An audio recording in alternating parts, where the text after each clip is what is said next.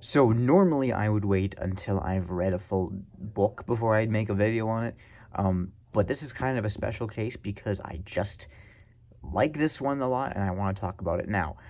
This is the SCP Foundation Handbook. Now, for those who don't know what SCP is a online writing project where anyone can kind of contribute to it and build up this vast universe. And the universe is about a foundation that collects anomalies, and they contain them, mostly anomalies that, if they were to just be free in the world, they would cause either mass confusion, mass chaos, mass destruction.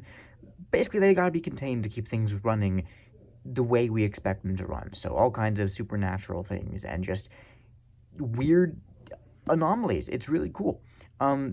It's all written in a very like clinical way, or not clinical, but a very formal, almost like government documents. So it's written in a very challenging way for the most part, but I find it very interesting.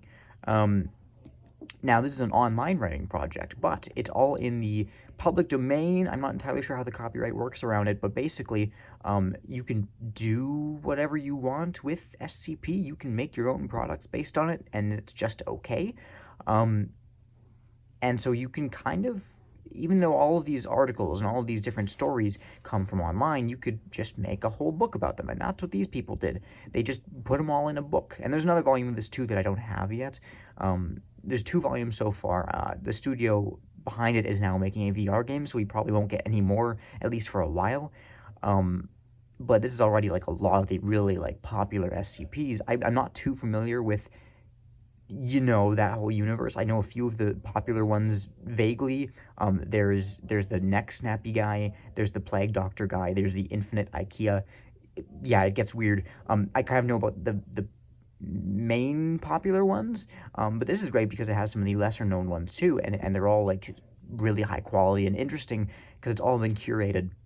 Because the thing you have to realize is all of these anomalies that this foundation collects, there's like thousands of them, and not all of them are great because anyone can kind of just add to it. But this is a great way for it all to be curated in a way where it's like you can trust that it's all high quality stuff and it's all like the best parts of this universe. Now you could just read all this online, but I like wasting money, so I bought a book for it. And also, I just like the feeling of having this in my hands. I think it's cool. There's an in-universe reason why this book exists that they describe at the start of the book, which I think is kind of neat. Let's take a look inside. Again, I haven't read this whole thing yet. I've put a little dog ear in here, which I know is like a cardinal sin of some kind, but I did it because I don't care. So I'm like only part way through, but I wanted to talk about this anyway. So you'll see here, like, there's kind of in-universe little flavor pieces about the book. I am not using English very good right now, but that's okay. Basically here it describes this book as like if the online database ever goes down, then you can still read about all these anomalies in this book, and that's kind of the in-universe reason why this exists. You can read this yourself if you want. I think it's interesting. It's kind of a way to make this book's existence make sense because canonically the Foundation is a high-tech organization, so it's like, why would they want to print all this in a book? This kind of gives you your reason. Here's a list of all the SCPs in here, so you can kind of see what's all in it, and you can find all these online. You can find out what's in here. It's all really high-quality stuff from what I've seen, and it's all ordered in such a way that it can be a good introduction to this universe if you've never heard of it before. I find you'll probably still be a little confused if you have never heard of this universe and you just start reading this book, because it's very weird to begin with, but this is probably the best introduction you could just ask for, apart from someone simply explaining to you what SCP is. This image is really hard to see, but it's a staircase. This is the infinite staircase SCP, but also it has like a face person in it for some reason, and I don't really know. It's very weird. It's very interesting. Shut up! Anyway, so here we have actual like looks at what this SCP kind of is like when they get people to come and test it. So for instance, they send in test subjects who are usually death row criminals, basically. At least I think that's the reason. I kind of forget. And so they send these death row criminals in to investigate SCPs, and usually it goes pretty poorly for them, but it's like, who else are you going to get to test these things, right?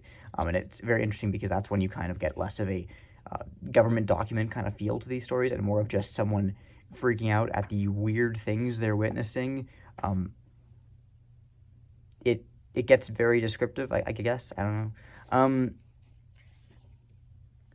So you've got, I don't know, you've got a lot of the real heavy hitters here, like I mentioned, and some that I've never heard of. SCP-93, I'd seen pictures of, but I didn't know what it was. There's a lot to this one. You can see we're still on SCP-93 quite a bit later in the book. It just kind of keeps going, and this one was really weird when I was reading it, but it's interesting for sure. You've got the very first SCP ever written here. Okay, my iPhone just ran out of storage, so everything's going wrong today, but basically, the original image used for this SCP was a copyrighted work, I believe, so technically you can't use it for this SCP legally. So there's been all kinds of copyright shenanigans surrounding that. It's kind of been a little awkward. But the way that this book gets around that is, I guess someone is supposed to have dropped ink on the image of what this SCP looks like, and then he's like, oh, it looks kind of like this, just check online, you'll find it. It's kind of a fun, like, fourth wall break, I guess. I don't know, I thought that was interesting. And to anyone who knows about this SCP and the story behind it, I think that'll also be kind of funny. If you've never heard of any of this stuff, that's probably just making you even more confused than you already are. This is kind of where I am in the book right now, so now I'm just going to, like, flip through and I guess see if there's anything else interesting here that I can just point out. I don't even know what that is. Oh, is this, oh, this is the Infinite IKEA. I'm going to have to read this one because that's a funny one. It's a very interesting thing to read about. I'm going to take a look at that. Yeah, that's one of my favorites that I've kind of heard of before. I have a video game about it too, which is kind of interesting. As you can see, yeah, like some of these are scary, some of them are weird, and some of them are just kind of funny. Like there's some that are purely just made to be jokes. Almost. I don't know if there's many of those in here, but the Infinite IKEA one, I would say, borders on that. This one here looks like just a story. This isn't even an SCP document. Like, this looks like just a standard story, which is interesting. Oh, I don't even know what that is. Reptile creature. I think I've heard of something like that, but I don't know anything about it. SCP-79. Microcomputer. Yeah, there's lizards, and there's giant retail stores, and there's microcomputers. It's all over the place. This one I've heard of. This one's in the SCP Containment Breach game, which I don't know much about this machine, but I know what it does. I don't know why it works the way it does, but I don't know. We'll see. I'll read this eventually. Yeah, lots of interesting stuff in here. It's a very, like, specific thing. Like, not everyone is going to get this. Not everyone is going to understand what makes this so appealing to certain people, because of the way it's written and all that. So I'm not saying it's going to be for you, but it's definitely for me, and so I want to talk about it. 447. There's a lot of stuff on 447. I don't even know what that's about. Oh, or is this the one I'm thinking about? No, this is the one I'm thinking about. This is the one from the SCP Containment Breach game, and it sort of, like, upgrades your key cards or something, and it can also upgrade, I think, any item, or to some extent it can change items, just their very makeup. I don't know how that works, but yeah, that's what I'm talking about. I knew that was in here. I didn't know which one it was, though, so I'll look at that. That seems interesting. A key. Interesting.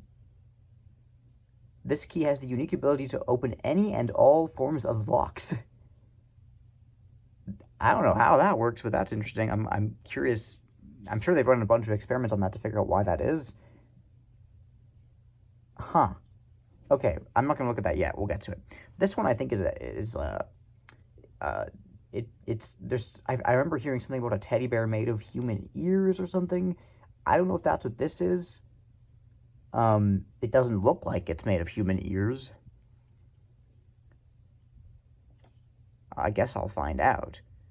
Oh, this guy, the smoking man. He's an interesting one. Yeah, I don't want to get too much into this because I think it's best if you just read it yourself. But I want to show you off this book because I think it's really well put together, considering that this was all originally in a completely different format.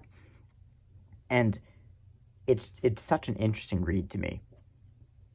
Let's see. I don't know what all this is. Looks like a timeline of some sort. There's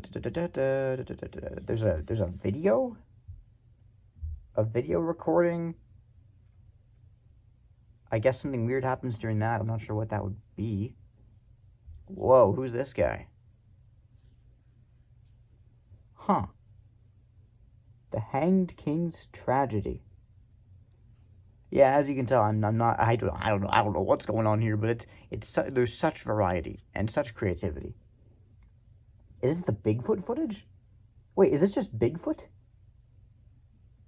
That's the Bigfoot footage. I think SCP-1000 is literally just Bigfoot. Huh. Okay.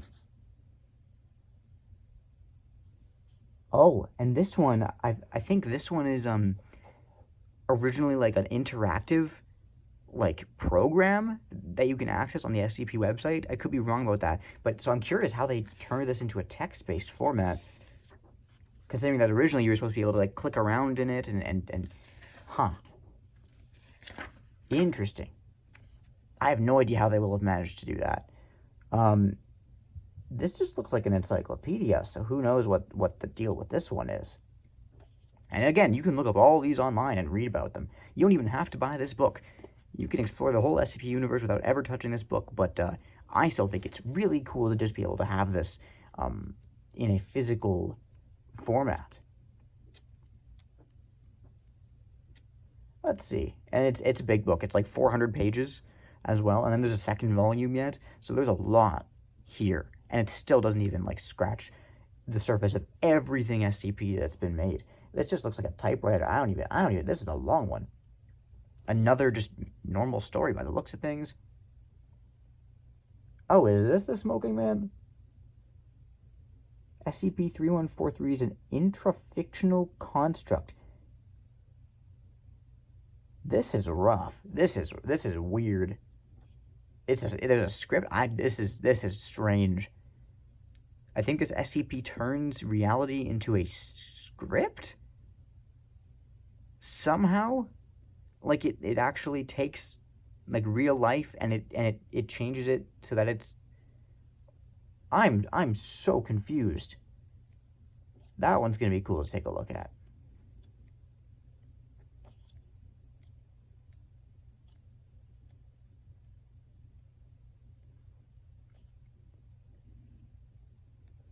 (140) Artist's depiction. Huh. Man, I've got so much yet to learn about these things. What?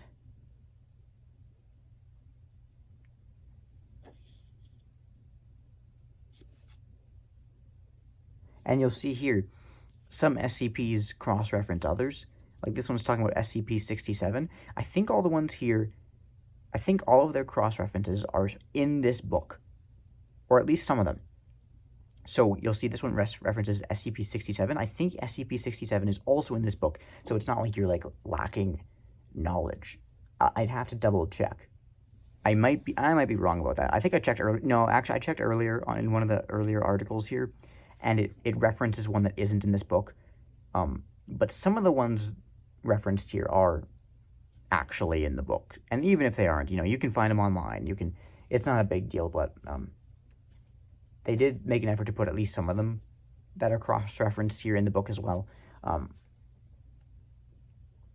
So, that's worth something. SCP-1472 is a single-story brick building. That is just ooh! That is just fascinating. Okay, we're approaching the end here. Don't know what that is. Oh, this is weird. Yeah, I don't know. The formatting of this book changes all the time, as you can see. Like, before we were seeing like a script, and then we're seeing like a standard story, and then we've got these government documents, and then whatever this is, we've got like video transcripts. Like, I think this one is another video transcript of a video of Ronald Reagan, and some crazy stuff happens to him. That's creepy. Okay. Yeah, cool book. And here you can see where everything here comes from. It's all properly attributed and everything. Waste of money, but I thought it was cool. Or you could just read it all online. It's up to you. I don't care.